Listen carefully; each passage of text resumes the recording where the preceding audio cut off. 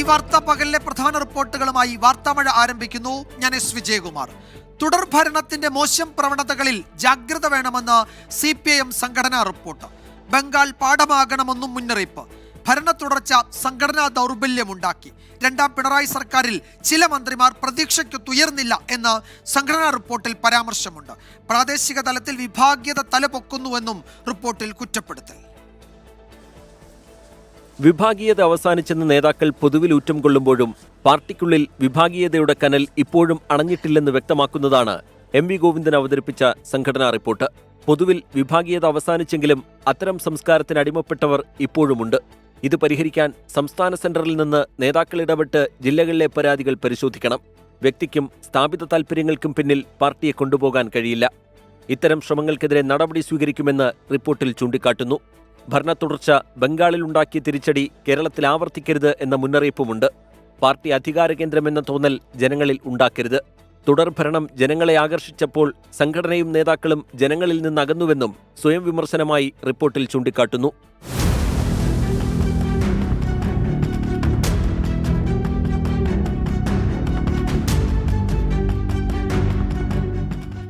മുഖ്യമന്ത്രിയുടേത് മികച്ച പ്രകടനമെങ്കിലും ചില മന്ത്രിമാർ പ്രതീക്ഷയ്ക്കൊത്തുയർന്നില്ല.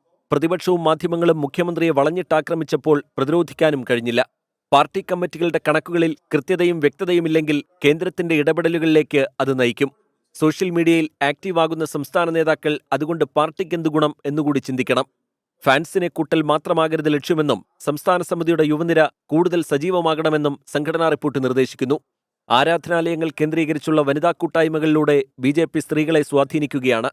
ഇത് പ്രതിരോധിക്കാൻ മഹിളാ അസോസിയേഷന് കഴിയണം. സംഘപരിവാറിന് പരവതാനി വിരിക്കുന്ന സമുദായ നേതൃത്വങ്ങളെ തുറന്നുകാട്ടണം.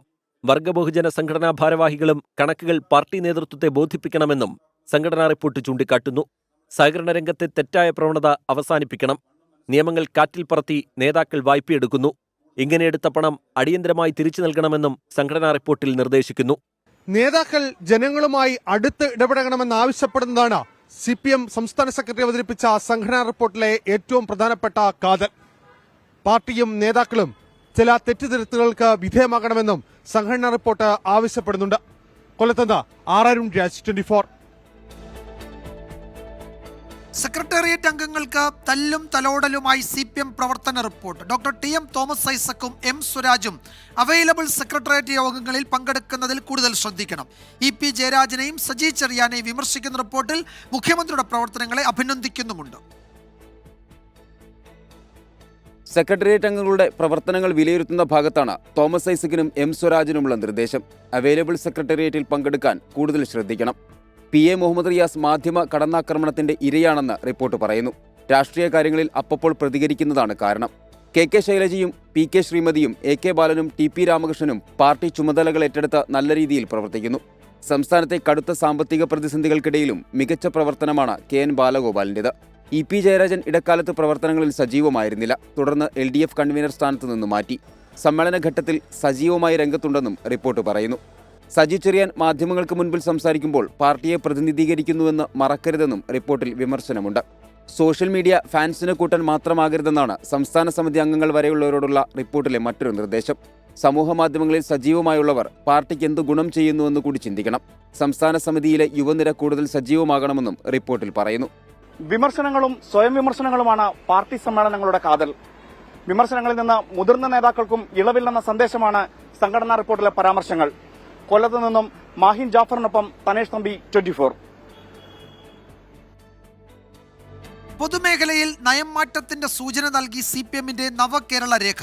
പുനരുദ്ധരിക്കാൻ കഴിയാത്ത സ്ഥാപനങ്ങളിൽ പൊതു സ്വകാര്യ പങ്കാളിത്തമാകാമെന്നാണ് രേഖയിലെ നിർദ്ദേശം. വികസന പദ്ധതികളിൽ നിന്ന് സെസ് ചുമത്താനുള്ള സാധ്യത പരിശോധിക്കണമെന്നും എല്ലാ സൗജന്യങ്ങളും സമ്പന്ന വിഭാഗങ്ങൾക്ക് ഉൾപ്പെടെ നൽകണമോ എന്ന കാര്യത്തിൽ ആലോചന വേണമെന്നും രേഖ നിർദ്ദേശിക്കുന്നു. വീട്ടമ്മമാർക്ക് പെൻഷൻ നൽകുമെന്നും ക്ഷേമ പെൻഷൻ വർദ്ധിപ്പിക്കുമെന്ന് നവകേരള രേഖ അവതരിപ്പിച്ച മുഖ്യമന്ത്രി ഉറപ്പ് നൽകുന്നു.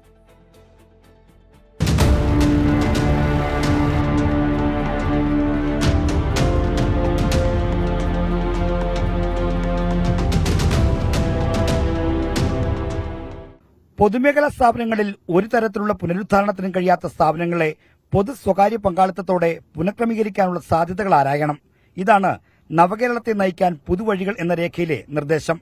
താൽപര്യമുള്ളവർക്ക് നടത്തിക്കൊണ്ടുപോകാൻ വ്യക്തമായ നിബന്ധനയോടെ കരാറിൽ ഏർപ്പെടുന്ന കാര്യവും പരിശോധിക്കാവുന്നതാണെന്ന രേഖയിലെ നിർദ്ദേശം പൊതു സ്വകാര്യ പങ്കാളിത്തവും കടന്ന് സ്വകാര്യ മേഖലയിൽ എത്താനുള്ള പാതയാണ് തുറന്നിടുന്നത്.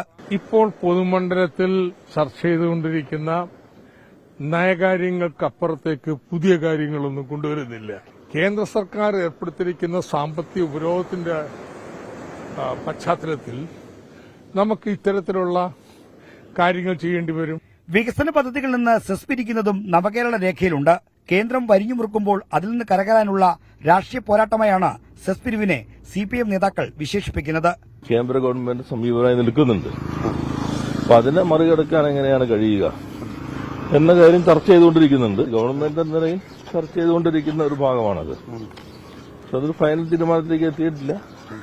ഉചിതമായ രീതികൾ ആവിഷ്കരിക്കേണ്ടി വരും എന്ന് തന്നെയാണ് കാണുന്നത്. നയംമാറ്റത്തിന്റെ സൂചനകൾക്കെതിരായ വിമർശനങ്ങളെ ക്ഷേമപ്രവർത്തനങ്ങളിൽ നിന്ന് പിന്നോട്ടിൽ നിന്ന പ്രഖ്യാപനത്തിലൂടെ സന്തുലനത്തിലെത്തിക്കാനാണ് CPIMന്റെ ശ്രമം. ക്ഷേമ പെൻഷൻ തുക വർദ്ധിപ്പിക്കും, കൃത്യമായി വിതരണം ചെയ്യും, വീട്ടമ്മമാർക്ക് പ്രത്യേക പെൻഷൻ എന്ന പ്രകടനപത്രികയിലെ വാഗ്ദാനം നടപ്പാക്കുമെന്നും രേഖയിൽ ആവർത്തിച്ചിട്ടുണ്ട്. പൊതുമേഖലാ സംരക്ഷണം എക്കാലത്തും CPIMന്റെ പ്രധാന മുദ്രാവാക്യമായിരുന്നു. പൊതുമേഖലാ സ്ഥാപനങ്ങളുടെ സ്വകാര്യവൽക്കരണത്തിനെതിരെ പാർട്ടി ശക്തമായ നിലപാടുമെടുത്തിരുന്നു. ഇനി അതെല്ലാം പഴങ്കഥ. പാർട്ടിക്ക് മുന്നിലുള്ളത് നയം മാറ്റത്തിന്റെ പുതുവഴികൾ. കൊല്ലത്ത് നിന്ന് അഭിലാഷിനും സതീഷിനുമൊപ്പം R. ശ്രീജിത്ത്, 24. ഇന്നത്തെ മറ്റു ചില പ്രധാന റിപ്പോർട്ടുകളിലേക്ക് കൂടി വാർത്താമഴ കടക്കുകയാണ്. പൂനെയിൽ നിന്ന് കണ്ടെത്തിയ പെൺകുട്ടികളെ ഇന്ന് തന്നെ നാട്ടിലേക്ക് കൊണ്ടുപോകും. താനൂരിൽ നിന്നുള്ള പോലീസ് സംഘം പൂനെയിലെത്തി. കുട്ടികളെ കണ്ടെത്താനായതിന്റെ സന്തോഷം കുടുംബാംഗങ്ങൾ 24നോട് പങ്കുവച്ചു. പുലർച്ചെ പൂനെയിലെ റെയിൽവേ പോലീസ് സ്റ്റേഷനിൽ എത്തിച്ച കുട്ടികളെ സസൂൺ ആശുപത്രിയിൽ എത്തിച്ച് വൈദ്യപരിശോധന നടത്തി. പിന്നീട് സ്ത്രീകളുടെയും കുട്ടികളുടെയും കെയർ ഹോമിലേക്ക് മാറ്റി. രാവിലെ 8 മണിയോടെ മുംബൈയിലെത്തിയ താനൂർ പോലീസ് സംഘം റോഡ് മാർഗമാണ് പൂനെയിൽ എത്തിയത്. നാളെ ഉച്ചയോടെ കുട്ടികളെ താനൂരിൽ എത്തിക്കാനാണ് പോലീസിന്റെ തീരുമാനം. ട്രെയിന് നാളെ നേരം ഉച്ചയ്ക്ക് മുമ്പ് തന്നെ ഇവിടെ എത്തുന്ന രീതിയിലാണ് നമ്മുടെ ട്രാവൽ പ്ലാൻ ചെയ്തിരിക്കുന്നത്. നാട്ടിൽ തിരിച്ചെത്തിയാലുള്ള പ്രതികരണങ്ങളെക്കുറിച്ചാണ് കുട്ടികൾക്ക് ഇപ്പോഴുള്ള ആശങ്ക. കുട്ടികൾക്കും രക്ഷിതാക്കൾക്കും കൗൺസിലിംഗ് നടത്തും. മക്കളെ തിരിച്ചു കിട്ടാൻ സഹായിച്ചവരോടൊക്കെ നന്ദി പറയുകയാണ് കുടുംബങ്ങൾ. വലിയ ആശ്വാസം തന്നെയാണ്. നമ്മളെ മക്കളെ കിട്ടിയാൽ ഒന്നും സംഭവിക്കാത്ത നമുക്ക് കിട്ടിയല്ല. വീഡിയോ കോളിൽ സംസാരിച്ച് DYSP സാർ നമ്പർ തന്ന് മക്കളായിട്ട് സംസാരിച്ച് ഒരു കുഴപ്പമൊന്നുമില്ല. എത്രയും പെട്ടെന്ന് എൻ്റെ മോളൊന്നുകൊണ്ട് എത്തി കിട്ടിയാൽ മതി എന്നുള്ളത് എനിക്ക് ഇപ്പോൾ പറയാനുള്ളത്. അളിയൻ്റെ ഫോണിൽ ഇങ്ങനെ കാണിച്ചു തന്നപ്പോൾ മോളോട് വരാൻ വേണ്ടി ഞാൻ പറഞ്ഞിട്ടുണ്ട് മോളോട് വരാൻ. അച്ഛനൊന്നും ചെയ്യൊന്നും പറയില്ല മോളെ ഒന്നും വേണ്ട, എത്തി കിട്ടിയാൽ മതി ഞാൻ പറഞ്ഞിട്ടുണ്ട് മോളോട്. കുട്ടികളോടൊപ്പം യാത്ര ചെയ്ത യുവാവിന് ക്രിമിനൽ പശ്ചാത്തലമുള്ളതായി വിവരമില്ല. നാട്ടിലെത്തുന്ന മുറയ്ക്ക് ഇയാളെയും ചോദ്യം ചെയ്യും. സാധാരണ ജീവിതത്തിലേക്കുള്ള മടക്കം കൂടിയാണ് പെൺകുട്ടികൾക്ക് ഉണ്ടാവേണ്ടത്. അനുഭാവപൂർവ്വമുള്ള ഒരു കരുതൽ അവർക്ക് കിട്ടേണ്ടതുമുണ്ട്. പൂനെയിലെ റെയിൽവേ സ്റ്റേഷനിൽ നിന്നും വരുൺ വടശ്ശേരിക്കരയ്ക്കൊപ്പം ശ്രീനാഥ് ചന്ദ്രൻ, 24. മലപ്പുറത്തെ താനൂരിൽ നിന്ന് കാണാതായ +2 വിദ്യാർത്ഥിനികളെ ഇന്ന് പുലർച്ചെ 1:45 ചെന്നൈ എഗ്മൂർ ട്രെയിനിൽ ലോണാവാലയിൽ നിന്നും RPF കണ്ടെത്തുന്നത്. തിരൂർ സ്റ്റേഷനിൽ നിന്ന് പെൺകുട്ടികളുടെ CCTV ദൃശ്യങ്ങൾ പുറത്തുവിട്ടതും മുംബൈയിൽ സലൂണിലെത്തിയ വിവരവും പെൺകുട്ടികളുടെ ആദ്യ പ്രതികരണവും പെൺകുട്ടികളെ കണ്ടെത്തിയ വിവരവും പുറത്തുവിട്ടത് 24 ആയിരുന്നു. താനൂരിൽ നിന്ന് കുട്ടികളെ കാണാതാകുന്നത് ബുധനാഴ്ച ഉച്ചയ്ക്ക് 12:30. താനൂരിലെ വീട്ടിൽ നിന്നും പരീക്ഷയ്ക്കെന്ന് പറഞ്ഞ് വീട്ടിൽ നിന്നിറങ്ങിയ പെൺകുട്ടികൾ താനൂർ ദേവദാർ സ്കൂളിൽ എത്തിയില്ല. സ്കൂൾ അധികൃതർ വീട്ടിലേക്ക് വിളിച്ചപ്പോഴാണ് ഇരുവരെയും കാണാനില്ലെന്ന വിവരം വീട്ടുകാർ അറിയുന്നത്. വീട്ടുകാർ പോലീസിൽ വിവരമറിയിച്ചതിനെ തുടർന്ന് കുട്ടികൾക്കായി വ്യാപക തിരച്ചിൽ. ഇതിനിടെ പെൺകുട്ടികൾ തിരൂർ റെയിൽവേ സ്റ്റേഷനിലെത്തിയതിന്റെ CCTV ദൃശ്യങ്ങൾ 24 പുറത്തുവിട്ടു. പിന്നെയും ആശങ്കയുടെ മണിക്കൂറുകൾ. കുട്ടികൾ മുംബൈയിലെത്തിയെന്ന നിർണായക വിവരം 24 പുറത്തുവിട്ടതോടെ കുട്ടികളുടെ ജീവൻ ആപത്തില്ലെന്ന ആശ്വാസം. മുംബൈ CST റെയിൽവേ സ്റ്റേഷനിൽ നിന്ന് രാത്രി 11:15 പെൺകുട്ടികളുടെ ഫോണിന്റെ സിഗ്നൽ ലഭിച്ചതോടെ കുട്ടികൾ എവിടെയെന്നതിൽ കൃത്യത വന്നു. മുംബൈയിൽ കുട്ടികളെത്തിയ സലൂണിന്റെ വിവരങ്ങളും 24 പുറത്തുവിട്ടു. വ്യാഴാഴ്ച ഉച്ചയ്ക്ക് 2 മണിക്കാണ് മുംബൈയിലെ സലൂണിൽ കുട്ടികൾ മുടിവെട്ടുന്നതിനായി എത്തുന്നത്. സലൂണിലെത്തിയ കുട്ടികളുടെ ദൃശ്യം ഉടമ ലൂസി പകർത്തിയത് നിർണായകമായി. ലൂസിയുടെ ഫോണിൽ നിന്ന് പെൺകുട്ടികൾ വിളിച്ച റഹീം അസ്ലമിന്റെ പ്രതികരണം ആദ്യം നൽകിയതും 24. കോണ്ടാക്ട് കാരണമൊക്കെ ഞാനെല്ലാം പോലീസിനെ കൈമാറുന്നുണ്ട്, നിരന്തരം വിളിച്ചോണ്ടിരിക്കും. നാട്ടിലേക്ക് തിരിച്ച റഹീം റായ്ഗഡ് ജില്ലയിലെ റോഹ റെയിൽവേ സ്റ്റേഷനിൽ യാത്ര അവസാനിപ്പിച്ചിറങ്ങിയ വിവരവും 24 പുറത്തുവിട്ടു. കുട്ടികളുമായി ഫോണിൽ ബന്ധപ്പെട്ട സന്നദ്ധ പ്രവർത്തകൻ സുധീറിന്റെ പ്രതികരണവും ആദ്യം പുറത്തുവിട്ടത് 24. എനിക്കൊരു മോളുണ്ട്. എന്റെ മോള് 17 വയസ്സ് പ്രായമുള്ളതാണ്. അതിൽ കൊടുത്ത വയസ്സല്ല ഞങ്ങൾക്ക് 17 കഴിഞ്ഞ് 18 ആയി. മുംബൈയിൽ നിന്നും ചെന്നൈ എഗ്മോറിലേക്ക് ട്രെയിനിൽ യാത്ര ചെയ്തിരുന്ന പെൺകുട്ടികളെ രാത്രി 1:45 RPF കണ്ടെത്തുന്നു. ലോണാവാലയിൽ നിന്നും RPF ഇൻസ്പെക്ടർ സഞ്ജയ് സിംഗ് കുട്ടികളെ കണ്ടെത്തിയ വിവരം 24മായി പങ്കുവയ്ക്കുന്നു. കുട്ടികളെ കണ്ടെത്തിയെന്ന് 24നോട് സ്ഥിരീകരിച്ച് താനൂർ ഡിവൈഎസ്പി പ്രമോദ്. ലോണാവാലയിൽ നിന്ന് പുലർച്ചെ 3 മണിയോടെ പെൺകുട്ടികളെ പൂനെ RPF ഓഫീസിലെത്തിച്ചു. അവിടെ നിന്ന് ആരോഗ്യ പരിശോധനയ്ക്കായി പൂനെയിലെ സസൂൺ ആശുപത്രിയിലേക്ക് മാറ്റി. News desk 24. അതേസമയം താനൂരിൽ നിന്നുള്ള പോലീസ് സംഘം ഇപ്പോൾ പൂനെയിലെത്തിയിട്ടുണ്ട്. ഒരു വനിതാ പോലീസ് അടക്കം 3 അംഗ സംഘമാണ് പൂനെയിലെത്തിയത്. ശ്രീനാഥ് ചന്ദ്രൻ ഏറ്റവും പുതിയ വിവരങ്ങൾ നൽകും. ശ്രീനാഥ്, ഇവരിന്ന് വൈകിട്ടാണ് ഗരീബ് രഥിൽ നാട്ടിലേക്ക് തിരിക്കുന്നതെന്നാണ് നേരത്തെ റിപ്പോർട്ടുകൾ ഉണ്ടായിരുന്നത്. അത് യാത്രാ പദ്ധതി അങ്ങനെ തന്നെയാണല്ലോ. മറ്റൊന്ന്, ഇനി അവിടെ എന്തെങ്കിലുമൊക്കെ നിയമ നടപടികൾ ബാക്കിയുണ്ടോ കേരള പോലീസിനും ഈ കുട്ടികൾക്കും?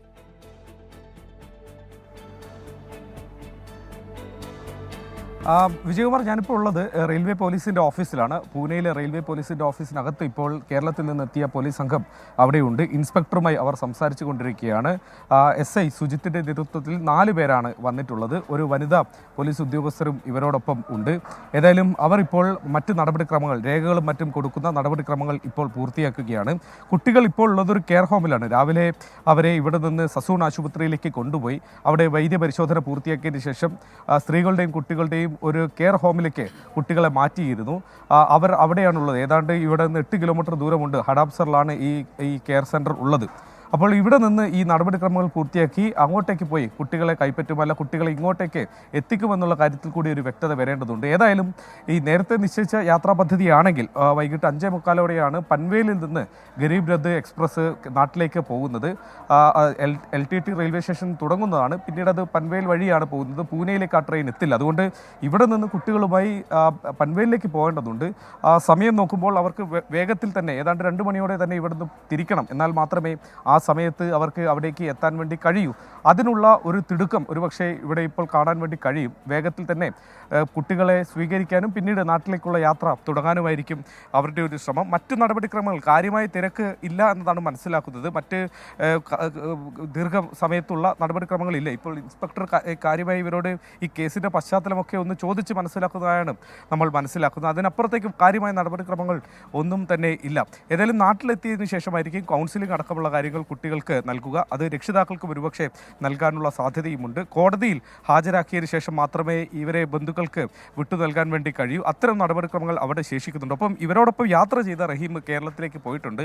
അയാൾ അവിടെ വെച്ച് കസ്റ്റഡിയിലെടുത്ത് ചോദ്യം ചെയ്യും എന്നതാണ് DYSP പറഞ്ഞിട്ടുള്ളത്. അതുകൊണ്ട് മറ്റ് നടപടിക്രമങ്ങൾ, നിയമപരമായ നടപടിക്രമങ്ങളൊക്കെ ഇനിയിപ്പോൾ കേരളത്തിൽ വെച്ചാവും നടക്കുക. നാളെ ഉച്ചയോടെ താനൂരിലേക്ക് എത്തിക്കാനുള്ള ശ്രമത്തിലാണ് ഇപ്പോൾ. അങ്ങനെയെങ്കിൽ ഗരീബ് രഥ് എക്സ്പ്രസിൽ പോവുകയാണെങ്കിൽ അധികം വൈകാതെ തന്നെ പൂനെയിൽ നിന്ന് അവർക്ക് കുട്ടികളുമായി മടങ്ങേണ്ടതുമുണ്ട്.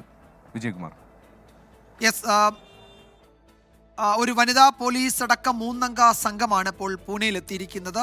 ഇന്ന് വൈകുന്നേരം 6 മണിയോടെയാണ് അവരവിടെ നിന്ന് കുട്ടികളെയും ഏറ്റെടുത്ത് കേരളത്തിലേക്ക് വരുന്നത്. ഈ ദൃശ്യങ്ങൾ കൊല്ലത്ത് നിന്നാണ്. ആശാ വർക്കേഴ്സിന്റെ സമരം ഒത്തുതീർപ്പാക്കണമെന്നാവശ്യപ്പെട്ട് യൂത്ത് കോൺഗ്രസിന്റെ ഒരു പ്രതിഷേധമാണ്. ആ പ്രതിഷേധം ഇപ്പോൾ സംഘർഷത്തിൽ കലാശിച്ചിട്ടുണ്ട്. പ്രവർത്തകർ റോഡ് ഉപരോധിക്കാൻ ശ്രമിച്ചതാണ് ഇപ്പോൾ ഈ സംഘർഷത്തിന് കാരണമായത്. പോലീസും യൂത്ത് കോൺഗ്രസ് പ്രവർത്തകരും തമ്മിൽ തർക്കമാണ്. കളക്ട്രേറ്റ് മതിൽ ചാടിക്കടന്ന് യൂത്ത് കോൺഗ്രസ് പ്രവർത്തകർ ആ വളപ്പിൽ പ്രവേശിച്ചിരുന്നു. റോഡ് ഉപരോധിക്കുന്നു പ്രവർത്തകർ. അവരെ അറസ്റ്റ് ചെയ്യാൻ പോലീസ് നീക്കമാണ്. അറസ്റ്റിന് വഴങ്ങുന്നില്ല.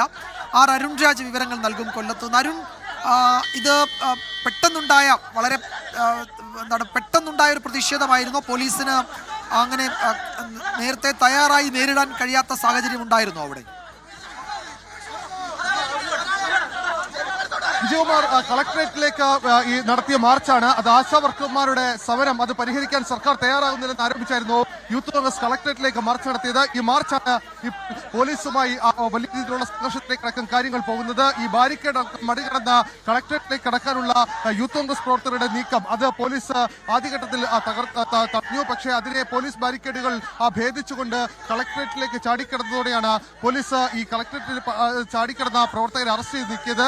ഈ അറസ്റ്റ് ചെയ്ത പ്രവർത്തകരെ വിട്ടുകിട്ടണമെന്ന് ആവശ്യപ്പെട്ടുകൊണ്ടാണ് യൂത്ത് കോൺഗ്രസ് ഇപ്പോൾ ഈ കൊല്ലം കളക്ടറേറ്റിന് മുമ്പിൽ വലിയ പ്രതിഷേധത്തിലേക്കടക്കം കാര്യങ്ങൾ പോകുന്നത്. നമ്മൾ ഈ ദൃശ്യങ്ങൾ കാണുന്ന പോലെ തന്നെ റോഡിലേക്ക് പ്രതിഷേധം മാറുകയാണ്. തുടരുകയാണ്. റോഡിലേക്ക് പ്രതിഷേധം എത്തുകയും ചെയ്തു.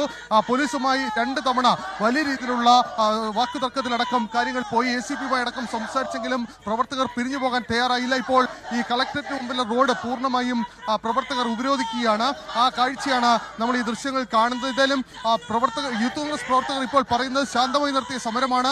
ആ സമരം പോലീസാണ് ഈ രീതിയിലേക്ക് മാറ്റിയത് എന്നുള്ളതാണ്. പക്ഷേ ഈ കളക്ടറേറ്റ് മുതൽ ചാടിക്കടന്നതോടെയാണ് സമരത്തിന്റെ ഒരു സ്വഭാവം തന്നെ മാറിയത്. പോലീസിന്റെ ആക്ഷനിലേക്ക് അടക്കം കാര്യങ്ങൾ പോവുകയും ചെയ്തത്. നമ്മൾ ഈ ദൃശ്യങ്ങൾ കാണുന്ന പോലെ തന്നെ മുതിർന്ന കോൺഗ്രസ് നേതാക്കൾ, യൂത്ത് കോൺഗ്രസ് നേതാക്കൾ അടക്കമുള്ളവർ ഇപ്പോൾ ഈ കൊല്ലം വെസ്റ്റ് സ്റ്റേഷനിലേക്ക് ഇപ്പോൾ പ്രകടനമായി പോകുന്ന കാഴ്ചയാണ് ഈ കാണുന്നത്. കാരണം ഇവിടേക്കാണ് ഈ കളക്ടറേറ്റ് ചാടിക്കടന്ന പ്രവർത്തകരെ പോലീസ് അറസ്റ്റ് ചെയ്ത് കൊണ്ടുപോയത്. അവിടേക്കാണ് ഇപ്പോൾ പ്രവർത്തകർ മാർച്ചുമായി ഈ സ്റ്റേഷനിലേക്ക്, കൊല്ലം വെസ്റ്റ് സ്റ്റേഷനിലേക്കാണ് പ്രവർത്തകർ ഇപ്പോൾ എത്തുന്നത്.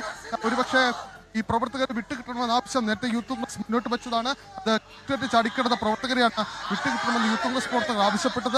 ഇതുമായി ബന്ധപ്പെട്ട രീതിയിലുള്ള പ്രതിഷേധമാണ് ഇപ്പോൾ കൊല്ലം വെസ്റ്റ് സ്റ്റേഷന് മുമ്പിൽ. അത് കൊല്ലം വെസ്റ്റ് സ്റ്റേഷനിലേക്ക് യൂത്ത് കോൺഗ്രസിന്റെ പ്രകടനം എത്തുന്നു. യൂത്ത് കോൺഗ്രസ് ഈ പ്രതിഷേധിക്കാൻ കൊല്ലം കളക്ടറേറ്റിലെ പ്രതിഷേധിച്ച യൂത്ത് കോൺഗ്രസ് പ്രവർത്തകരാണ് ഇപ്പോൾ കൊല്ലം വെസ്റ്റ് സ്റ്റേഷനിൽ ഇപ്പോൾ എത്തിയിരിക്കുന്ന ദൃശ്യങ്ങൾ കാണുന്ന പോലെ തന്നെ പോലീസ് ഈ സ്റ്റേഷന് മുന്നിൽ പ്രവർത്തകരെ പൂർണ്ണമായും തടഞ്ഞിട്ടുണ്ട്. കാരണം ഒരു ഘട്ടത്തിൽ പോലും പോലീസ് പ്രതീക്ഷിച്ചില്ല ഇത്തരമൊരു രീതിയിലേക്ക് പ്രകടനം മാറുമെന്ന്. ആദ്യഘട്ടത്തിൽ ഈ കളക്ടറേറ്റിലേക്ക് എത്തുന്ന പ്രകടനം പിരിഞ്ഞു പോകുമെന്ന സൂചനയായിരുന്നു പോലീസിനുണ്ടായിരുന്നത്. പക്ഷേ അതിനപ്പുറം ഈ പ്രതിഷേധം കൂടുതൽ കനക്കുന്ന സാഹചര്യം, കടുക്കുന്ന സാഹചര്യമാണ് ഉണ്ടായത്. എന്തായാലും ഈ അറസ്റ്റ് ചെയ്ത 4 യൂത്ത് കോൺഗ്രസ് പ്രവർത്തകരാണ് ഇപ്പോൾ സ്റ്റേഷനുള്ളിലുള്ളത്. അവരെ വിട്ടുകിട്ടണമെന്നാണ് പ്രധാനമായും ഇവർ ആവശ്യപ്പെടുന്നത്. എന്തായാലും ഈ ദൃശ്യങ്ങൾ കാണുന്ന പോലെ തന്നെ യൂത്ത് കോൺഗ്രസിന്റെ പ്രവർത്തകർ അവരെ അറസ്റ്റ് ചെയ്തിരുന്നു.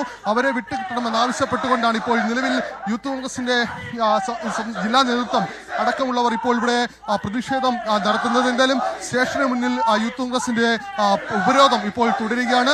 ഏതായാലും കൂടുതൽ പോലീസ് ഈ സ്ഥലത്തേക്ക് എത്തി കൂടുതൽ പ്രവർത്തകരെ അറസ്റ്റ് ചെയ്ത് നീക്കാനുള്ള ശ്രമമായിരിക്കും ഇനി ഉണ്ടാവുക. ഈ ദൃശ്യങ്ങൾ കാണുന്ന പോലെ തന്നെ ഈ സ്റ്റേഷനുള്ളിലുള്ള ഈ യൂത്ത് കോൺഗ്രസ് പ്രവർത്തകരെ വിട്ടുകിട്ടണമെന്ന് ആവശ്യപ്പെട്ടുകൊണ്ട് ഇപ്പോൾ കൊല്ലം വെസ്റ്റ് സ്റ്റേഷന് മുമ്പിൽ യൂത്ത് കോൺഗ്രസിന്റെ ജില്ലാ കമ്മിറ്റിയുടെ നേതൃത്വത്തിൽ വലിയ രീതിയിലുള്ള പ്രതിഷേധമടക്കം ഇപ്പോഴും തുടരുകയാണ്. കൊല്ലത്താണ് യൂത്ത് കോൺഗ്രസിന്റെ പ്രതിഷേധം സംഘർഷത്തിൽ കലാശിച്ചത്. ആശാ വർക്കേഴ്സിന്റെ സമരം ഒത്തുതീർപ്പാക്കണമെന്ന് ആവശ്യപ്പെട്ടായിരുന്നു പ്രതിഷേധം. ഇപ്പോൾ കസ്റ്റഡിയിലെടുത്ത പ്രവർത്തകരെ വിട്ടുകിട്ടണമെന്ന് ആവശ്യപ്പെട്ട് യൂത്ത് കോൺഗ്രസ് പ്രവർത്തകർ പ്രതിഷേധിക്കുകയാണ്. മലപ്പുറം കോഡൂരിൽ ബസ് ജീവനക്കാരുടെ ആക്രമണത്തിൽ പരിക്കേറ്റ ഓട്ടോറിക്ഷ ഡ്രൈവർ മരിച്ചു. മാണൂർ സ്വദേശി അബ്ദുൾ ലത്തീഫാണ് മരിച്ചത്. മരണകാരണം വ്യക്തമല്ല. ഓട്ടോറിക്ഷ ഡ്രൈവറെ മർദ്ദിച്ച 3 പേരെ പോലീസ് കസ്റ്റഡിയിലെടുത്തിട്ടുണ്ട്. വിപിൻ സി വിജയൻ വിവരങ്ങൾ നൽകും മലപ്പുറത്തുനിന്ന്. വിപിൻ, ഇത് എപ്പോഴായിരുന്നു ഈ മർദ്ദനം? ഇന്നലെ സമാനമായ സംഭവം താനൂരാണ് എന്നെനിക്ക് തോന്നുന്നു, അവിടെയും ഉണ്ടായിരുന്നു. ഇന്നിവിടെ കൊടൂരിൽ ഇത്തരമൊരു ആക്രമണം ഉണ്ടാകുന്നു. ഈ ഓട്ടോ ഡ്രൈവറെ പിന്തുടർന്നെത്തിയ ബസ് ജീവനക്കാർ മർദ്ദിച്ചു എന്ന് ദൃക്സാക്ഷികൾ പറഞ്ഞുവെന്നാണ് നേരത്തെ വിപിൻ തന്നെ റിപ്പോർട്ട് ചെയ്തത്. എന്തൊക്കെയാണ് മറ്റു വിവരങ്ങൾ? വിജയകുമാർ, ഇന്നലെ ഉണ്ടായ സംഭവം താനൂരായിരുന്നു. ഇത് കോഡൂര് വടക്കേമണ്ണ എന്നുള്ള സ്ഥലത്താണ് ഇന്നും സമാനമായിട്ടുള്ള സംഭവം ഉണ്ടായിരിക്കുന്നത്. ഈ വടക്കേമണ്ണയിൽ നിന്ന് അബ്ദുൾ ലത്തീഫ് എന്ന ഓട്ടോറിക്ഷ ഡ്രൈവർ അവിടെ നിന്ന് ഓട്ടോറിക്ഷയിൽ 3 സ്ത്രീകളെ സവാരി കയറ്റുന്നു. അപ്പോൾ തൊട്ടുപുറകിൽ തന്നെ ബസ് ഉണ്ടായിരുന്നു. ഈ ബസ്സിൽ PTV ബസ്സാണ് ഉണ്ടായിരുന്നത്. ഈ ബസ് ഈ ഓട്ടോറിക്ഷയിൽ ആളെ കയറ്റിയതിൽ പ്രകോപിതരായി ഏകദേശം 1 കിലോമീറ്ററോളം ഈ ഓട്ടോറിക്ഷയെ പിന്തുടർന്നു വരികയും എന്നിട്ട് ഓട്ടോറിക്ഷയ്ക്ക് കുറുകെ ബസ് നിർത്തുകയുമായിരുന്നു. അങ്ങനെ ബസ്സിലെ ജീവനക്കാർ ഇറങ്ങി വന്ന് അബ്ദുൾ ലത്തീഫിനെ മർദ്ദിച്ചു എന്നുള്ളതാണ് ദൃക്സാക്ഷികൾ തന്നെ പറയുന്നത്. കഴുത്തിനൊക്കെ പിടിച്ച് അതിന്റെ പാടുകളുണ്ട്. അപ്പോൾ അത്തരത്തിൽ ഒരു മർദ്ദനം അവിടെ ഉണ്ടായിട്ടുണ്ട്. അതിനുശേഷം പരാതി കൊടുക്കുന്നതിന് വേണ്ടി അബ്ദുൾ ലത്തീഫ് മലപ്പുറത്തേക്ക് വരികയും അതിന് തൊട്ടു മുൻപ് ആശുപത്രിയിലേക്ക് കയറുകയുമായിരുന്നു. ഈ പരിക്ക് പറ്റിയതിനെ തുടർന്ന് താലൂക്ക് ആശുപത്രിയിൽ കാണിക്കുന്നതിന് വേണ്ടി എത്തിയതായിരുന്നു. ഈ സമയത്താണ് കുഴഞ്ഞു വീഴുന്നത്. കുഴഞ്ഞു വീണ ഉടൻ തന്നെ മരണം സംഭവിച്ചു. ഇപ്പോൾ മൃതദേഹമുള്ളത് താലൂക്ക് ആശുപത്രിയിലെ മോർച്ചറിയിലാണ്. ഈ ബസ്സുകാരിലെ 3 പേരെയാണ് ഇപ്പോൾ മലപ്പുറം പോലീസ് കസ്റ്റഡിയിലെടുത്തിരിക്കുന്നത്. ഈ അബ്ദുൾ ലത്തീഫിന്റെ ജ്യേഷ്ഠൻ പോലീസിലെത്തി പരാതി കൊടുത്തിരിക്കുന്നു. ഇതിന്റെ അടിസ്ഥാനത്തിലാണ് മഞ്ചേരി തിരൂർ റൂട്ടിലോടുന്ന ബസ്സിലെ 3 ജീവനക്കാർ ഇപ്പോൾ പോലീസിന്റെ കസ്റ്റഡിയിലുള്ളത്. വലിയ പ്രതിഷേധമാണ് ഓട്ടോറിക്ഷ ജീവനക്കാരുടെ ഭാഗത്തു നിന്നൊക്കെ ഇപ്പോൾ ഉയരുകയും ചെയ്യുന്നത്. വിജയകുമാർ, ഈ ഓട്ടോറിക്ഷ ഡ്രൈവറെ മർദ്ദിച്ച 3 പേരെ പോലീസ് കസ്റ്റഡിയിൽ എടുത്തിട്ടുണ്ട്. മരണകാരണം എന്താണ് എന്നതൊക്കെ ഇനി പോസ്റ്റ്മോർട്ടം റിപ്പോർട്ടിൽ മാത്രമേ അറിയൂ. എന്തായാലും വലിയ പ്രതിഷേധം അവിടെയുണ്ട്. പരിക്കേറ്റ ഓട്ടോറിക്ഷ ഡ്രൈവർ അല്പസമയം മുമ്പാണ് മരിച്ചത്. മാണൂർ സ്വദേശി അബ്ദുൾ ലത്തീഫ് ആയിരുന്നു ബസ് ജീവനക്കാരുടെ മർദ്ദനമേറ്റതിന് പിന്നാലെ ആശുപത്രിയിലേക്ക് കൊണ്ടുപോകും വഴി മരിച്ചത്. ഇന്നലെ ഈ നിലയിൽ താനൂരിലാണൊരു സംഭവം ഉണ്ടായത്. അവിടെ ഓട്ടോറിക്ഷ ഡ്രൈവറെ അദ്ദേഹത്തിൻ്റെ ഭാര്യയുടെ മുന്നിലിട്ടാണ് ഈ ബസ് ജീവനക്കാർ മർദ്ദിച്ചത്. അതും വലിയ വാർത്തയാവുകയും ചർച്ചയാവുകയും ഒക്കെ ചെയ്തതാണ്. സമാന സംഭവമാണ് ഇവിടെ ഇപ്പോൾ കോഡൂരിൽ ആവർത്തിച്ചിരിക്കുന്നത്. വിപിൻ സി വിജയനാണ് വിശദാംശങ്ങൾ നൽകിയത്. കോട്ടയം ഏറ്റുമാനൂരിൽ കുട്ടികളുമായി ആത്മഹത്യ ചെയ്ത ഷൈനി കടുത്ത മാനസിക സമ്മർദ്ദത്തിലായിരുന്നുവെന്നും മൊഴികൾ. ഭർത്താവിൽ നിന്നും ക്രൂരമർദ്ദനമേറ്റിരുന്നുവെന്നും മരണത്തിന് തലേന്ന് വാട്സാപ്പിൽ ഭർത്താവ് നോബി വിളിച്ചിരുന്നതായും പിതാവ് കുര്യാക്കോസ് പറഞ്ഞു.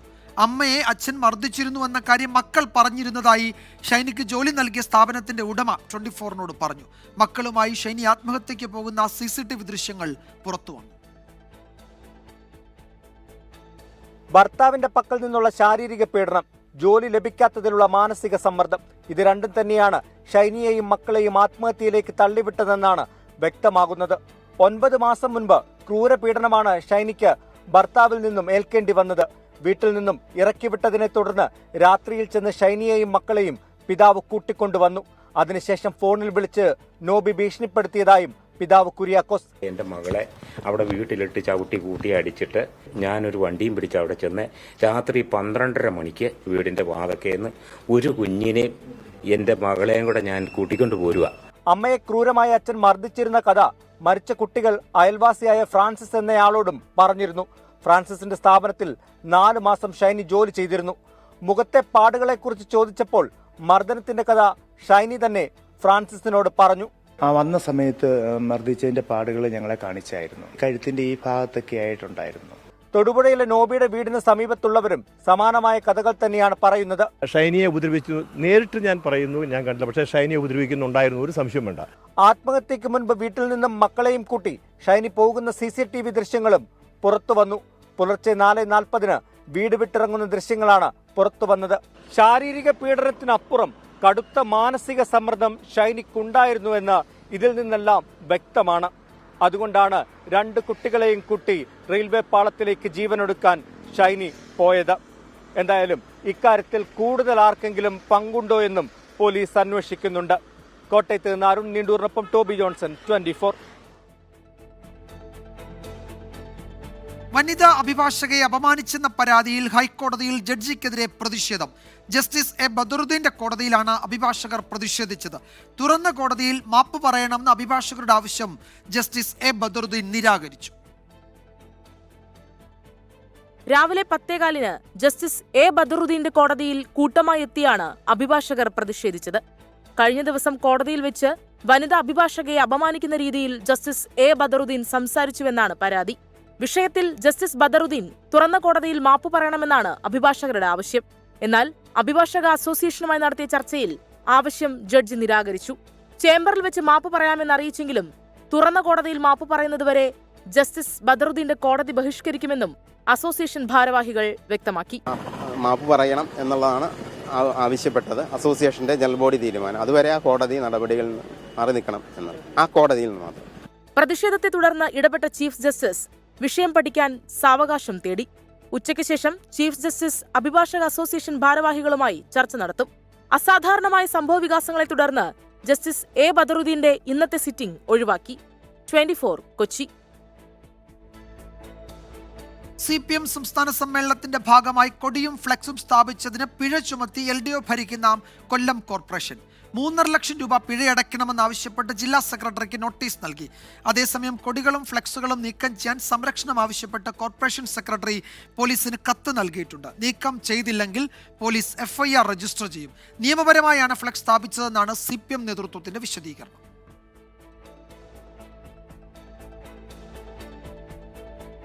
വെഞ്ഞാറമൂട് കൂട്ടക്കൊലക്കേസിൽ പ്രതി അഫാനുമായി പോലീസ് ഇന്ന് തെളിവെടുപ്പ് നടത്തും.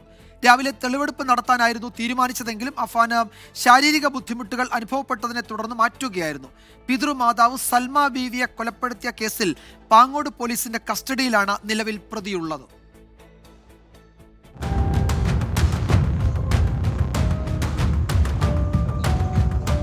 സൽമ ബീവിയെ കൊലപ്പെടുത്തിയ കേസിൽ അഫാനെ കസ്റ്റഡിയിൽ വാങ്ങിയ പോലീസ് ഇന്നലെ വിശദമായി ചോദ്യം ചെയ്തിരുന്നു. മാലയ്ക്ക് വേണ്ടി നടത്തിയ കൊലപാതകമെന്നാണ് അഫാൻ പോലീസിനോട് സമ്മതിച്ചത്. ഇന്ന് രാവിലെ താഴെ ചൊവ്വയിലെ സൽമ ബീവിയെ കൊലപ്പെടുത്തിയ വീട്ടിലെത്തിച്ച് തെളിവെടുപ്പ് നടത്താനായിരുന്നു പോലീസ് നീക്കം. എന്നാൽ രാവിലെ 7 മണിയോടെ അഫാന് സ്റ്റേഷനിൽ വെച്ച് ശാരീരിക ബുദ്ധിമുട്ടുണ്ടായി. തുടർന്ന് കല്ലറ താലൂക്ക് ആശുപത്രിയിൽ എത്തിച്ചു. വൈദ്യപരിശോധനയിൽ രക്തസമ്മർദ്ദമുയർന്നതാണെന്ന് കണ്ടെത്തിയതോടെ സ്റ്റേഷനിൽ തന്നെ വിശ്രമം നിർദ്ദേശിച്ചു. താഴെ ചൊവ്വയിൽ അഫാനെ എത്തിക്കുമ്പോൾ പ്രതിഷേധമുണ്ടാകാനുള്ള സാധ്യത കണക്കിലെടുത്താണ് വൈകുന്നേരത്തേക്ക് തെളിവെടുപ്പ് മാറ്റിയത്. പാങ്ങോട് പോലീസിന്റെ കസ്റ്റഡി കാലാവധി അവസാനിച്ചാൽ വെഞ്ഞാറമൂട് പോലീസ് കസ്റ്റഡി അപേക്ഷ നൽകും. 4 പേരെ കൊലപ്പെടുത്തിയ 2 പ്രധാന കേസുകൾ വെഞ്ഞാറമൂട് സ്റ്റേഷൻ പരിധിയിലാണ്. അതേസമയം അഫാന്റെ സാമ്പത്തിക ഇടപാടുകൾ കേന്ദ്രീകരിച്ച് പോലീസ് അന്വേഷണം നടത്തിവരികയാണ്. 24 തിരുവനന്തപുരം. ജനവാസ മേഖലയിൽ ഇറങ്ങി പ്രശ്നങ്ങൾ സൃഷ്ടിക്കുന്ന വന്യമൃഗങ്ങളെ വെടിവെച്ചു കൊല്ലാൻ അനുമതി നൽകാതെ കേന്ദ്ര വന്യജീവി ബോർഡ്. കാട്ടുപന്നികളെ വെടിവെക്കാൻ സ്ഥിരാനുമതി നൽകണമെന്ന കേരളത്തിന്റെ ആവശ്യം തള്ളി. ഒരു വന്യജീവിയെയും വെടിവെക്കരുത് എന്നാണ് ബോർഡിന്റെ നിലപാട്. സംസ്ഥാനത്ത് വന്യജീവികൾ ജനവാസ മേഖലയിൽ ഇറങ്ങി പ്രശ്നങ്ങൾ സൃഷ്ടിക്കുമ്പോഴും അവയെ വെടിവെക്കേണ്ട എന്ന നിലപാടാണ് കേന്ദ്ര വന്യജീവി ബോർഡിന്. ജനവാസ മേഖലയിൽ ഇറങ്ങുന്ന പന്നി ഉൾപ്പെടെയുള്ള ക്ഷുദ്രജീവികളെ വെടിവെക്കാൻ സ്ഥിരാനുമതി എന്ന കേരളത്തിന്റെ ആവശ്യം ബോർഡ് തള്ളി. രാജ്യത്ത് ഒരു വന്യജീവികളെയും വെടിവെച്ച് കൊല്ലരുതെന്നും നാട്ടിലിറങ്ങി പ്രശ്നമുണ്ടാക്കുന്ന വന്യജീവികളെ പിടികൂടി പുനരധിവസിപ്പിക്കാമെന്നുമാണ് ബോർഡ് നിർദ്ദേശം. സംസ്ഥാനത്ത് പന്നികളെ വെടിവെക്കാൻ 1 വർഷത്തേക്ക് കേന്ദ്ര സർക്കാർ നൽകിയ പ്രത്യേക ഇളവ് അവസാനിക്കാനിരിക്കെയാണ് വൈൽഡ് ലൈഫ് ബോർഡിന്റെ നിർദ്ദേശം. പന്നികളെ ഷെഡ്യൂൾ 3 നിന്നും കുരങ്ങുകളെ ഷെഡ്യൂൾ 1 നിന്നും മാറ്റണമെന്ന ആവശ്യത്തിലും കേന്ദ്രം അനുകൂല നിലപാട് സ്വീകരിച്ചിട്ടില്ല. വൈൽഡ് ലൈഫ് ബോർഡിന്റെ തീരുമാനത്തിനെതിരെ വീണ്ടും വനം പരിസ്ഥിതി മന്ത്രാലയത്തെ സമീപിക്കാനാണ് സംസ്ഥാന വനം വകുപ്പിന്റെ തീരുമാനം. A V Jayashankar, 24 Pathanamthitta. വയനാട് മേപ്പാടിയിൽ കടയിലേക്ക് പാഞ്ഞടുത്ത കാട്ടുപന്നിയെ കണ്ട് ഭയന്ന് വീണ യുവതിക്ക് ഗുരുതര പരിക്ക്. കുന്നമ്പറ്റ മിൽക്ക് സൊസൈറ്റി ജീവനക്കാരി റസിയ പിസിക്കാണ് പരിക്കേറ്റത്. സുർജിത്ത് അയ്യപ്പത്ത് വിവരങ്ങൾ നൽകും. സുർജിത്ത്, ആ ദൃശ്യങ്ങൾ കാണുന്നുണ്ട്. ഗുരുതരമായ പരിക്ക്, താഴേക്ക് വീഴുകയാണ് ആ സ്ത്രീ. അപ്പോൾ എന്താണ് ഇപ്പോഴത്തെ അവസ്ഥ? ആശുപത്രിയിലേക്ക് മാറ്റിയിട്ടുണ്ടോ? ഇത് ഈ നിലയിൽ വന്യജീവികളൊക്കെ വന്യജീവികളുടെ ആക്രമണം ഉണ്ടാകുന്ന ഒരു മേഖലയാണോ? ഇന്ന് രാവിലെയാണ് ഇത്തരത്തിലൊരു സംഭവം ഉണ്ടായത്. അതൊരു തോട്ടത്തോട് ചേർന്ന് കിടക്കുന്ന മേഖല എന്ന് പറയാം. തോട്ടം അടുത്തുണ്ട്, തേയിലത്തോട്ടമൊക്കെയുള്ള പ്രദേശമാണ് കുന്നമ്പറ്റ എന്ന് പറയുന്നത്. മേപ്പാടി, ചുണ്ടയിൽ നിന്ന് മേപ്പാടി ആ ഭാഗത്തേക്ക് പോകുന്ന വഴിയാണ്. അവിടെയാണ് ഇത്തരത്തിലൊരു സംഭവം ഉണ്ടായിരിക്കുന്നത്. കുന്നമ്പറ്റ മിൽക്ക് സൊസൈറ്റി ജീവനക്കാരിയായിട്ടുള്ള റസിയ പിസിക്കാണ് പരിക്കേറ്റത്. ഇന്ന് രാവിലെ 11 മണിയോടെയാണ് ഇത്തരത്തിലൊരു സംഭവം ഉണ്ടായിരിക്കുന്നത്. ഒരു പന്നിയല്ല, ദൃശ്യത്തിൽ ഒരു പന്നിയാണുള്ളത്. പക്ഷേ കൂട്ടമായിട്ടാണ് പന്നികൾ ഈ സ്ഥാപനത്തിലേക്ക് കയറാൻ ശ്രമിച്ചത്. അതിന്റെ ദൃശ്യത്തിലുള്ള ഒരു പന്നി മാത്രം എന്നുള്ള തരത്തിലാണ് കാണുന്നത്. ഇതിനിടെ ഇതിനെ കണ്ട് വേഗം ഷട്ടർ അടയ്ക്കാൻ ശ്രമം നടത്തി. പക്ഷെ അത് നടന്നില്ല, നേരെ വീഴുകയായിരുന്നു. വീണ് തലയ്ക്കാണ് പരിക്കേറ്റുള്ളത്. സ്റ്റിച്ച് ഉണ്ട് എന്നുള്ളതാണ് നമുക്ക് ലഭ്യമാകുന്ന വിവരം. ഈ സമയം തന്നെ തൊട്ടു മുമ്പ് ഒരു സ്കൂട്ടർ യാത്രികനായി മാധ്യമ പ്രവർത്തകനായിട്ടുള്ള ജിംഷിൻ പോയിരുന്നു. ജിംഷിന്റെ തൊട്ട് മുന്നിലൂടെ, അതായത് സ്കൂട്ടറിന് തൊട്ട് മുന്നിലൂടെയാണ് ഈ പന്നികൾ ഇങ്ങനെ കയറി വന്നത്.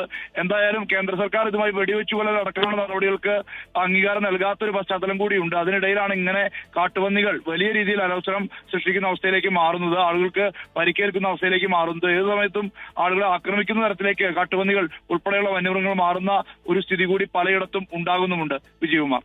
യെസ്, റസിയ തലയടിച്ചാണ് താഴേക്ക് വീണത്. ആശുപത്രിയിലാണ്. സ്റ്റിച്ചൊക്കെയുള്ള മുറിവ് തലയിലുണ്ട് എന്നാണ് സുർജിത്ത് അയ്യപ്പത്ത് റിപ്പോർട്ട് ചെയ്യുന്നത് വയനാട്ടിൽ നിന്ന്. പാലക്കാട് നെല്ലിയാമ്പതിയിൽ പുലി ചത്തത് കെണിയിൽ കുരുങ്ങിയെന്ന് പോസ്റ്റ്മോർട്ടം റിപ്പോർട്ട്. കഴിഞ്ഞ ദിവസമാണ് പുലിയെ ലില്ലി ഡിവിഷനു സമീപം ചത്ത നിലയിൽ കണ്ടെത്തിയത്. ശരീരത്തിൽ കേബിൾ കുരുങ്ങിയ നിലയിലായിരുന്നു ജഡം. ബുധനാഴ്ചയാണ് നെല്ലിയാമ്പതി ലില്ലി ഡിവിഷൻ തൊഴിലാളി ലയങ്ങൾക്ക് സമീപം പുലിയെ ചത്ത നിലയിൽ കണ്ടത്. തൊഴിലാളികൾ വിവരം അറിയിച്ചതിനെ തുടർന്ന് വനംവകുപ്പ് ഉദ്യോഗസ്ഥരെത്തി. കേബിൾ കുരുങ്ങിയ നിലയിലായിരുന്നു ജഡം. ശരീരത്തിൽ മുറിവേറ്റ പാടുകളുമുണ്ടായിരുന്നു. ഇന്നലെയാണ് പോസ്റ്റ്മോർട്ടം റിപ്പോർട്ടിലെ പ്രാഥമിക വിവരങ്ങൾ പുറത്തുവന്നത്. കെണിയിൽ കുരുങ്ങിയുണ്ടായ മുറിവുകളുടെ അണുബാധയാണ് മരണകാരണമെന്നാണ് പോസ്റ്റ്മോർട്ടം റിപ്പോർട്ട്. ഉൾവനത്തിൽ മറ്റേതെങ്കിലും വന്യജീവികൾക്കായി വെച്ച കെണിയിൽ പുലി കുടുങ്ങുകയായിരുന്നുവെന്നാണ് വനംവകുപ്പിന്റെ നിഗമനം. സംഭവത്തിൽ വനംവകുപ്പ് കേസെടുത്തു. 24 പാലക്കാട്. വടക്കൻ പറവൂരിൽ എക്സൈസ് ഉദ്യോഗസ്ഥർക്ക് നേരെ ലഹരി സംഘത്തിന്റെ ആക്രമണം. ബൈക്കിലെത്തിയ 2 അംഗ സംഘമാണ് ആക്രമിച്ചത്. 2 എക്സൈസ് ഉദ്യോഗസ്ഥർക്ക് ആക്രമണത്തിൽ പരിക്കേറ്റു. ഇന്നലെ രാത്രി 7 മണിയോടെ കോട്ടുവള്ളിയിലായിരുന്നു സംഭവം. ബൈക്ക് ഉപേക്ഷിച്ച് കടന്നു കളഞ്ഞ പ്രതികൾക്കെതിരെ പോലീസ് അന്വേഷണം തുടങ്ങി. യമഹ കമ്പനിയുടെ ആഡംബര ബൈക്കിൽ ഹെൽമറ്റ് ധാരികളായ 2 പേർ ജീവനക്കാർ നിന്ന ഭാഗത്തേക്ക് ബൈക്കിൽ വരികയുണ്ടായി. തുടർന്ന് ഇവർ ഡീറ്റെയിൻ ചെയ്യാൻ ശ്രമിച്ചു. തടഞ്ഞു നിർത്താൻ ശ്രമിച്ചതിൽ ഇവർ വണ്ടി ചീത്ത വിളിക്കുകയും വണ്ടി ഇടിച്ച് തെറിപ്പിക്കുമെന്ന് ഭീഷണിപ്പെടുത്തുകയും തുടർന്ന് വണ്ടി റേസ് ചെയ്ത് അതിവേഗത്തിൽ ജീവനക്കാരെ തട്ടിമാറ്റി രക്ഷപ്പെടുകയാണ് ഉണ്ടായത്. സെക്രട്ടേറിയറ്റിന് മുന്നിലെ ആശാ വർക്കേഴ്സിന്റെ രാപ്പകൽ സമരം 26-ാം ദിവസത്തിൽ. സമരത്തെ പിന്തുണച്ച് ഇന്ന് കലാകാരന്മാരുടെ വിവിധ പ്രകടനങ്ങൾ അരങ്ങേറും. അന്താരാഷ്ട്ര വനിതാ ദിനമായ നാളെ വനിതാ സംഗമം സംഘടിപ്പിക്കാനാണ് ആശാ വർക്കേഴ്സിന്റെ തീരുമാനം.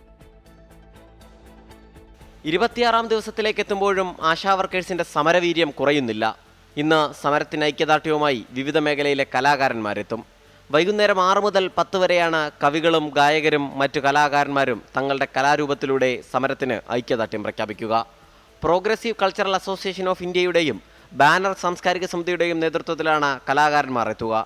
ആശാ വർക്കേഴ്സിന്റെ സമരത്തെ അടിച്ചമർത്താൻ കുൽസിത ശ്രമം നടക്കുന്നുവെന്ന് മുൻ KPCC അധ്യക്ഷൻ VM സുധീരൻ ആരോപിച്ചു. നമ്മുടെ ആശാ സഹോദരിമാർ എത്ര നാളായി സെക്രട്ടേറിയറ്റ് മുൻ സമരം നടത്തുന്നു. യാതൊരു വിധത്തിലുള്ള കക്ഷി രാഷ്ട്രീയത്തിൻ്റെ അതിപ്രസരമില്ലാത്തവരാണ് അവർ ജീവിക്കാൻ വേണ്ടിയുള്ള സമരത്തിൻ്റെ പാതയിലാണ് വന്നിട്ടുള്ളത്. ആ സമരത്തെ അടിച്ചമർത്താൻ വേണ്ടി പ്രകാശ് കാരാട്ട് മാതൃകാപരമെന്ന് വിശേഷിപ്പിച്ച CPMന്റെ ഭരണം നടത്തുന്ന ശ്രമങ്ങൾ, കുൽസിതമായ ശ്രമങ്ങൾ എത്രയോ പരിഹാസ്യമാണ്. അവരെ ആക്ഷേപിക്കുക, ഭരണയന്ത്രം ഉപയോഗിച്ചുകൊണ്ട് അവരെ അടിച്ചമർത്താൻ ശ്രമിക്കുക, അവർക്കെതിരെ കള്ള പ്രചരണങ്ങൾ നടത്തുക. ഈ രീതിയിലാണോ ഒരു മാതൃകാ ഭരണം പ്രവർത്തിക്കേണ്ടത്? ഇതാണോ പ്രകാശ് കാരാട്ട് വിഭാവന ചെയ്യുന്ന മാതൃകാ ഭരണം? അന്താരാഷ്ട്ര വനിതാ ദിനമായ നാളെ വനിതാ കൂട്ടായ്മയും സംഘടിപ്പിക്കും. അതിനിടെ സമരക്കാരെ അധിക്ഷേപിക്കുന്നവർക്കെതിരെ നിയമ നടപടിക്കൊരുങ്ങുകയാണ് ആശാ വർക്കേഴ്സ്. 24 തിരുവനന്തപുരം. ക്രിസ്മസ് ചോദ്യപേപ്പർ ചോർച്ച കേസിൽ സാമ്പത്തിക ഇടപാടുകളും പരിശോധിക്കുമെന്നാണ് അന്വേഷണ സംഘം വ്യക്തമാക്കുന്നത്. കേസിൽ കൂടുതൽ പേർക്ക് പങ്കുണ്ടോ എന്ന് അന്വേഷിക്കുമെന്ന് ക്രൈംബ്രാഞ്ച് SP KK മൊയ്തീൻ കുട്ടി പറഞ്ഞു. മുഹമ്മദ് ഷുഹൈബിനെ താമരശ്ശേരി കോടതിയിൽ ഇന്ന് ഹാജരാക്കും. ചോദ്യപേപ്പർ ചോർച്ചാ കേസിലെ മുഖ്യപ്രതി മുഹമ്മദ് ഷുഹൈബ് ചോദ്യം ചോർന്നെന്ന് സമ്മതിക്കുമ്പോഴും തനിക്ക് പങ്കില്ലെന്ന് ആവർത്തിക്കുകയാണ്. ഉത്തരവാദികൾ മറ്റു പ്രതികളെന്നാണ് ഷുഹൈബ് മൊഴി നൽകിയത്. ചോർത്തയായിട്ടുള്ള കാര്യം സമ്മതിക്കുന്നുണ്ട്, തീർച്ചയായും സമ്മതിക്കുന്നുണ്ട്. ചോർത്തപ്പെട്ട ക്വസ്റ്റ്യൻ അയാൾക്ക് മനസ്സിലായിട്ടുണ്ടെന്ന് തന്നെ അയാൾ പറയുന്നത്. അല്ല, അയാൾ പറഞ്ഞിരിക്കുന്ന ആൾ മറ്റുള്ള പ്രതികളുടെ പേരിലാണ് ആരോപിക്കുന്നത്. ഇതിൻ്റെ ഭാഗമായിട്ട് നടത്തും. ഈ അന്വേഷണം 1-ാം ഘട്ടം കഴിഞ്ഞതിന് ശേഷം ഇതുപോലെ തന്നെ വേറെ ഏതെങ്കിലും സ്ഥാപനങ്ങൾക്ക് ചോർത്തപ്പെട്ടിട്ടുണ്ടോ, ചോർത്തി നൽകിയിട്ടുണ്ടോ എന്നുള്ള കാര്യങ്ങളോട് പരിശോധിക്കുന്നതാണ്.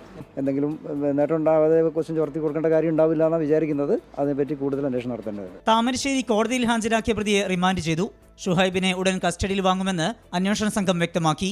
കേസിൽ 4-ാം പ്രതിയായ സ്കൂൾ ജീവനക്കാരൻ അബ്ദുൽ നാസറിനെ കസ്റ്റഡിയിൽ ആവശ്യപ്പെട്ട് ക്രൈംബ്രാഞ്ച് അപേക്ഷ നൽകിയിട്ടുണ്ട്. പ്രതികളുടെ സാമ്പത്തിക ഇടപാടുകൾ സംബന്ധിച്ചും ഗൂഢാലോചനയിൽ മറ്റാർക്കെങ്കിലും പങ്കുണ്ടോ എന്നും അന്വേഷിച്ചു വരികയാണ്. കേസിലെ 2-3 പ്രതികളും MS സൊല്യൂഷൻസിലെ അധ്യാപകരുമായ ഫഹദ്, ജിഷ്ണു എന്നിവർക്ക് കോടതി ജാമ്യം നൽകിയിരുന്നു. 24 കോഴിക്കോട്. കോഴിക്കോട് പുഴക്കാമലയിലെ ക്വാറിക്കെതിരായ പ്രതിഷേധത്തിനിടെ 15-കാരന് പോലീസ് മർദ്ദനമേറ്റെന്ന പരാതിയിൽ റിപ്പോർട്ട് തേടി റൂറൽ SP. പേരാമ്പ്ര DYSPയോടാണ് അന്വേഷിച്ച് റിപ്പോർട്ട് നൽകാൻ ആവശ്യപ്പെട്ടത്. പ്രതിഷേധ സ്ഥലത്തെത്തിയ കുട്ടിയെ പോലീസ് മർദ്ദിച്ചു എന്നാണ് കുടുംബത്തിന്റെ പരാതി.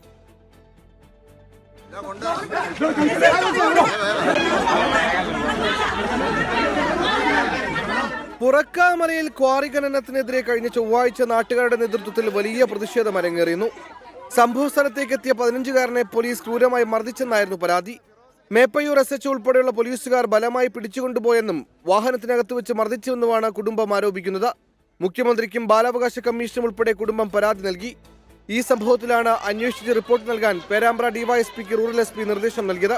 പ്രായപൂർത്തിയായില്ലെന്ന് അറിയാതെ കൊണ്ടുപോയതാണെന്നും സ്റ്റേഷനിലെത്തിച്ച ഉടനെ വിട്ടയച്ചെന്നുമായിരുന്നു സംഭവത്തിൽ മേപ്പയൂർ പോലീസിന്റെ വിശദീകരണം. 24 കോഴിക്കോട്. കോഴിക്കോട് പന്തീരാങ്കാവ് കുഞ്ഞാമൂലയിലെ ക്വാറിയിൽ അനധികൃത ചെങ്കൽ ഖനനമെന്ന നാട്ടുകാരുടെ പരാതി. പന്തീരാങ്കാവ് പോലീസ് ക്വാറിയിൽ പരിശോധന നടത്തി 19 ലോറികളും ഒരു JCBയും പിടികൂടി. കല്ല് കയറ്റി ട്രിപ്പിന് പോകാൻ നിന്ന ലോറികളാണ് പിടിച്ചെടുത്തത്. മതിയായ രേഖകളില്ലാതെയാണ് ക്വാറിയുടെ പ്രവർത്തനം എന്ന ആരോപണത്തെ തുടർന്ന് പോലീസ് 1 മാസം മുൻപ് പരിശോധന നടത്തി കല്ലുവെട്ടാൻ ഉപയോഗിച്ചിരുന്ന ട്രില്ലറുകൾ ഉൾപ്പെടെ പിടികൂടിയിരുന്നു. രേഖകൾ ഹാജരാക്കിയ ശേഷമേ ക്വാറി പ്രവർത്തിക്കാൻ പാടുള്ളൂ എന്ന മുന്നറിയിപ്പ് അന്ന് നൽകിയതാണ്. ഇത് ലംഘിച്ച വീണ്ടും ക്വാറി പ്രവർത്തനം ആരംഭിച്ചതോടെയാണ് പോലീസ് നടപടി. എറണാകുളം കുന്നത്തുനാട് വെമ്പള്ളിയിലെ അനധികൃത തെരുവുനായ ഷെൽട്ടർ ഹോമിനെതിരെ നാട്ടുകാരുടെ പ്രതിഷേധം ശക്തമാകുമ്പോഴും നടപടിയെടുക്കാതെ ജില്ലാ ഭരണകൂടം. തെരുവുനായകളെ പാർപ്പിച്ചിരിക്കുന്നത് നിയമവിരുദ്ധമായി എന്ന് ജില്ലാ ഭരണകൂടം വ്യക്തമാക്കുന്നുണ്ട്. നായ വളർത്തൽ കേന്ദ്രത്തിൽ അതിക്രമിച്ചു കയറി MLAയുടെ നേതൃത്വത്തിൽ മതിലു പൊളിച്ചുവെന്ന ആരോപണം PV ഷിനിജൻ ഇന്ന് നിഷേധിക്കുകയും ചെയ്തു.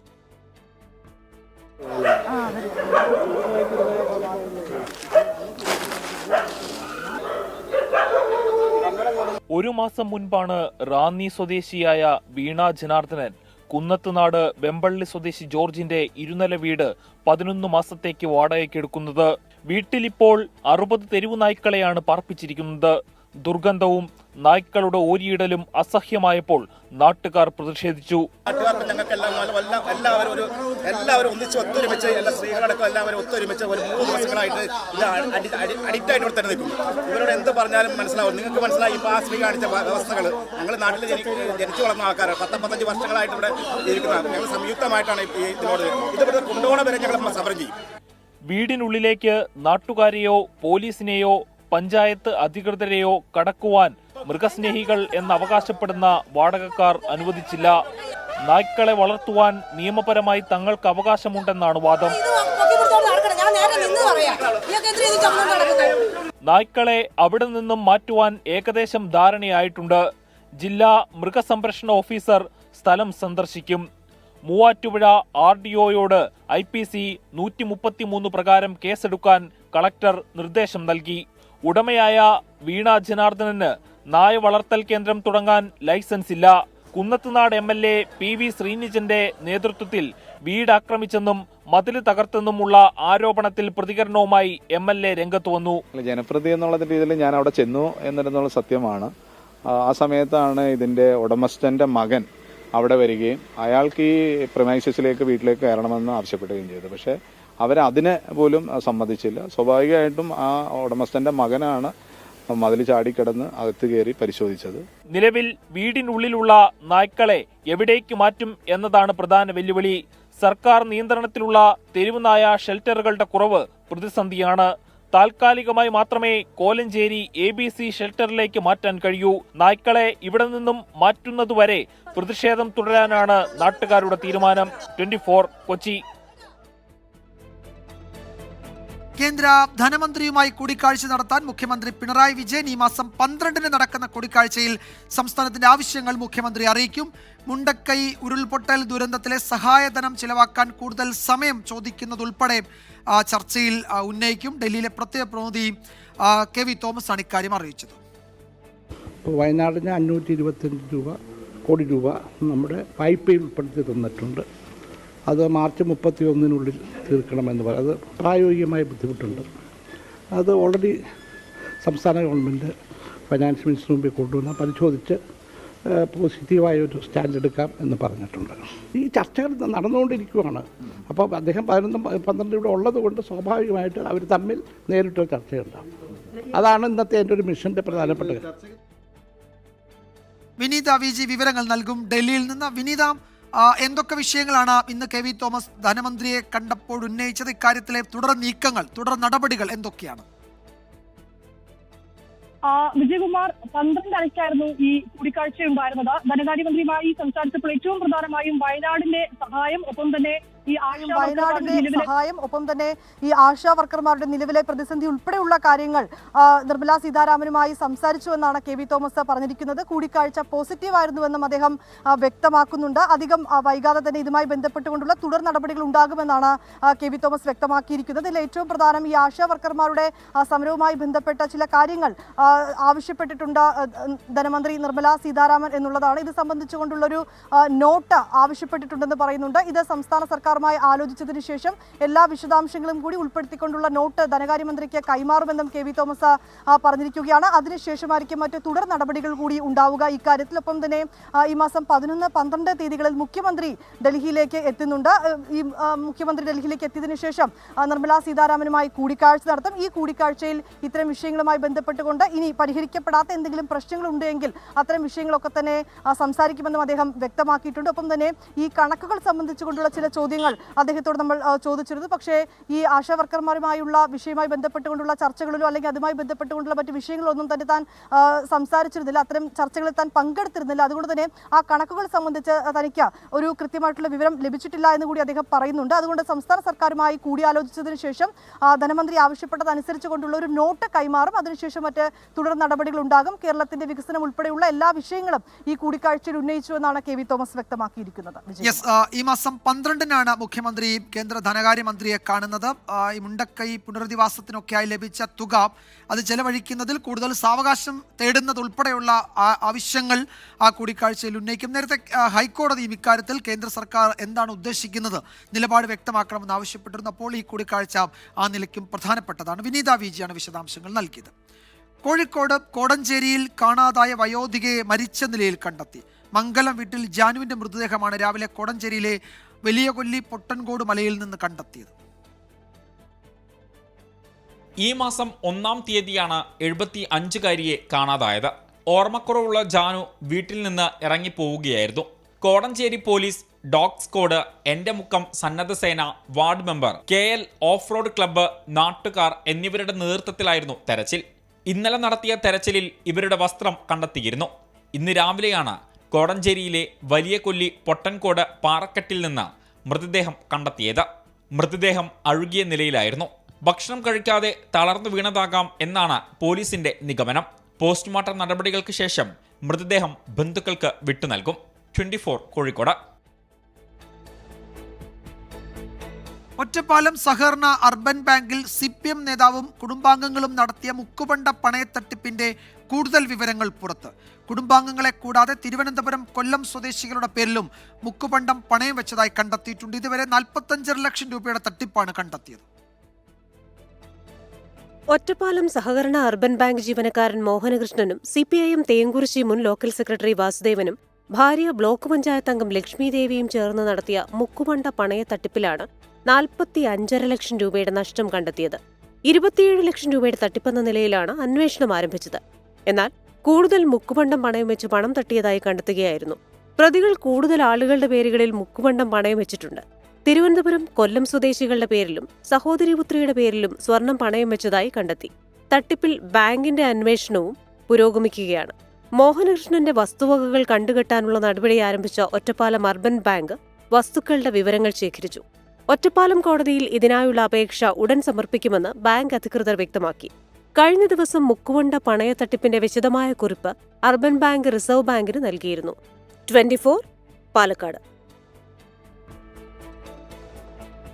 പാലക്കാട് കുളപ്പുള്ളിയിൽ വൈദ്യുത കേബിൾ കഴുത്തിൽ കുരുങ്ങി ബൈക്ക് യാത്രികരായ അച്ഛനും മകനും ഗുരുതര പരിക്കേറ്റു. കുളപ്പുള്ളി സ്വദേശി അനന്തു, പിതാവ് മദൻ മോഹൻ എന്നിവർക്കാണ് പരിക്കേറ്റത്. ഇന്ന് പുലർച്ചെ 5 മണിയോടെയായിരുന്നു അപകടം. കുളപ്പുള്ളി AUP സ്കൂളിന് സമീപത്താണ് അപകടം. ഷൊർണൂർ റെയിൽവേ സ്റ്റേഷനിൽ നിന്നും ജോലി കഴിഞ്ഞ് വരികയായിരുന്ന മകനെ കുളപ്പുള്ളിയിലെ വീട്ടിലേക്ക് ബൈക്കിൽ കൊണ്ടുവരുമ്പോഴായിരുന്നു പൊട്ടിക്കിടന്ന കേബിൾ കഴുത്തിൽ കുരുങ്ങിയത്. അനന്തുവിന്റെ ഇടതുകാലിൽ പൊട്ടലുണ്ട്. മദൻ മോഹന് കഴുത്തിൽ മുറിവുകളുണ്ട്. മദൻ മോഹൻ വാണിയംകുളത്തെ സ്വകാര്യ ആശുപത്രിയിൽ ചികിത്സയിലാണ്. അനന്തുവിന്റെ കാലിൽ പ്ലാസ്റ്റർ ഇട്ട ശേഷം ഡിസ്ചാർജ് ചെയ്തു. ഏതെങ്കിലും ഉയരം കൂടിയ വാഹനങ്ങൾ തട്ടി കേബിൾ പൊട്ടിയതാകാമെന്നാണ് KSEB അധികൃതർ പറയുന്നത്. 24 പാലക്കാട്. ജനവാസ മേഖലയിൽ ഇറങ്ങുന്ന കാട്ടുപന്നികളെ വെടിവെക്കാൻ തദ്ദേശ സ്ഥാപനങ്ങൾക്ക് ചെലവാകുന്ന തുക ദുരന്ത നിവാരണ ഫണ്ടിൽ വകയിരുത്തി സർക്കാർ. തദ്ദേശ സ്ഥാപനങ്ങൾക്ക് സാമ്പത്തിക വർഷം 1 ലക്ഷം രൂപ വരെ ചെലവഴിക്കാൻ കഴിയും. AV ജയശങ്കർ വിവരങ്ങൾ നൽകും. പത്തനംതിട്ടയിൽ നിന്ന് ജയശങ്കർ, ഇത് തദ്ദേശ സ്ഥാപനങ്ങൾക്ക് ഒരു ആശ്വാസമാകുമോ? എന്താണ് ഈ നീക്കത്തിന്റെ മറ്റു വിശദാംശങ്ങൾ? അതായത് വിജയകുമാർ, ഈ തദ്ദേശ സ്വയംഭരണ സ്ഥാപനങ്ങളെ സംബന്ധിച്ച് വലിയ ആശ്വാസം പകരുന്ന വാർത്തയാണ് ഇപ്പോൾ പുറത്തു വരുന്നത്. ഈ കാട്ടുപന്നികളെ വെടിവെക്കുന്നതുമായി ബന്ധപ്പെട്ട് തദ്ദേശ സ്വയംഭരണ സ്ഥാപനങ്ങൾക്ക് സാമ്പത്തിക വർഷത്തിൽ 1 ലക്ഷം രൂപ വരെ ചിലവഴിക്കാം. ഈ കാട്ടുപന്നികളെ വെടിവെക്കാൻ നിയോഗിക്കുന്ന ഷൂട്ടർക്ക് 1500 രൂപ വരെ പ്രതിഫലം നൽകാം. ഒപ്പം തന്നെ ഈ കാട്ടുപന്നിയുടെ സംസ്കാര ചടങ്ങുകൾക്ക് 2000 രൂപ വരെ ചെലവഴിക്കാനും അനുമതിയുണ്ട്. നേരത്തെ ഈ തദ്ദേശ സ്ഥാപനങ്ങൾ അവരുടെ തനത് ഫണ്ടിൽ നിന്നാണ് ഇതിനുള്ള ചെലവുകൾ വഹിച്ചുകൊണ്ടിരുന്നത്. ഇത് വലിയ സാമ്പത്തിക ബാധ്യതയെന്ന് തദ്ദേശ സ്ഥാപനങ്ങൾ വനം വകുപ്പിനെ അറിയിച്ചിരുന്നു. പിന്നീടാണ് ഇത്തരത്തിൽ ദുരന്ത നിവാരണ നിയമത്തിന്റെ പരിധിയിൽ വരുന്ന ഘട്ടത്തിൽ നമ്മൾ ഉൾപ്പെടെ ഇതുമായി ബന്ധപ്പെട്ട് തദ്ദേശ സ്ഥാപനങ്ങളുടെ പ്രശ്നങ്ങൾ വാർത്തയാക്കിയതാണ്. എന്തായാലും തദ്ദേശ സ്വയംഭരണ സ്ഥാപനങ്ങളെ സംബന്ധിച്ച് വലിയ ആശ്വാസം പകരുന്ന വാർത്തയാണ്. ഇനി മുതൽ ജനവാസ മേഖലയിൽ കാട്ടുപന്നി ഇറങ്ങിയ അതിന്റെ വെടിവെക്കൽ ഉൾപ്പെടെ പ്രതിരോധ പ്രവർത്തനങ്ങൾക്കുള്ള ഫണ്ട് ദുരന്ത നിവാരണ നിധിയിൽ നിന്നായിരിക്കും ചെലവഴിക്കുക. പഞ്ചായത്ത് സെക്രട്ടറിമാർക്ക് ഇതുമായി ബന്ധപ്പെട്ട നടപടികൾ പൂർത്തിയാക്കി ഫണ്ട് നൽകുമെന്നാണ് ദുരന്ത നിവാരണ അതോറിറ്റി പറയുന്നത്. എന്തായാലും ഇത് സംബന്ധിച്ച സർക്കാർ ഉത്തരവ് ഇതിനോടകം തന്നെ പുറത്തിറങ്ങിയിട്ടുണ്ട്. വിജയകുമാർ. യെസ്, തദ്ദേശ സ്ഥാപനങ്ങൾക്ക് സാമ്പത്തിക വർഷം 1 ലക്ഷം രൂപ വരെ ചെലവഴിക്കാൻ കഴിയും. വലിയ ആശ്വാസം തദ്ദേശ ഭരണ സ്ഥാപനങ്ങൾക്ക് ഇതുവഴി ഉണ്ടാകുമെന്നാണ് ഞങ്ങളുടെ പത്തനംതിട്ട ബ്യൂറോ റിപ്പോർട്ട് ചെയ്യുന്നത്. വി ജയശങ്കറാണ് വിശദാംശങ്ങൾ നൽകിയത്.